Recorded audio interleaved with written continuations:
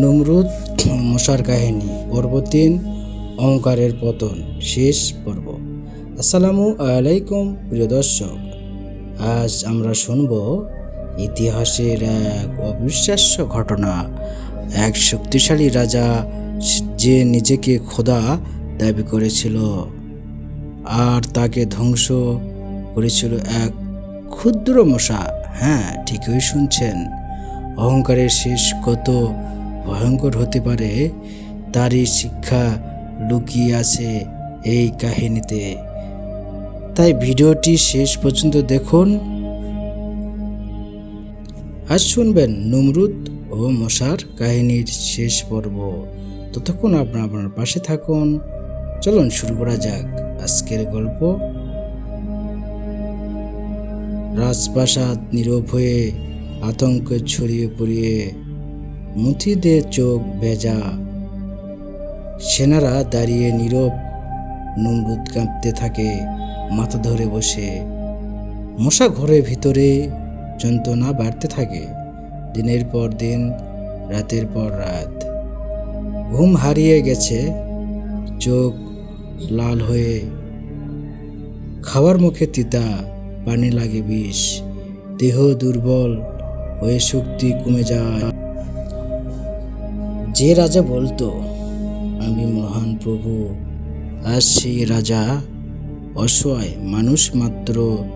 দাসেরা আঘাত করে, মাথায় লোহার হাতুড়ি, কিছুক্ষণ শান্তি আসে, আবার শুরু ব্যথা। নমরুদ চিৎকার করে, মাথা ফেটে যাচ্ছে, আমাকে বাঁচাও। এখন কেউ পারে না সাহায্য।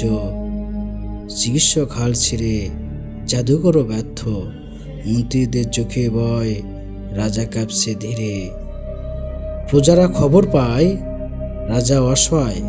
এখন মানুষ বলে মনে এটাই ন্যায় বিচার। ছোট এক মশা সম্রাটকে হারালো। অহংকারে পাহাড় ধুলোয় মিশে গেল। একদিন ভোরে যন্ত্রণা চরম হলো।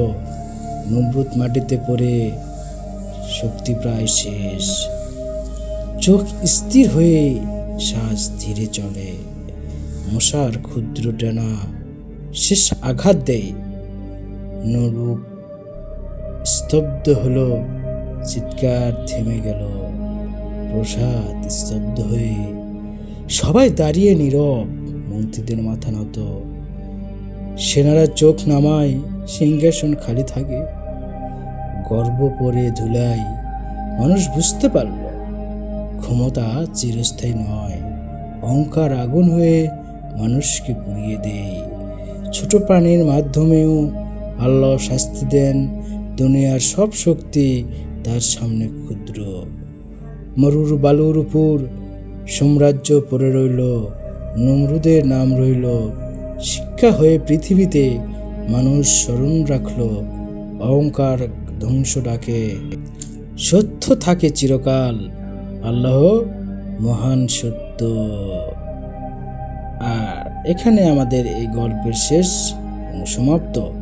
আরও রহস্যময় গল্প শোনার জন্য চ্যানেলটি আপনারা সাবস্ক্রাইব করে পাশে থাকুন।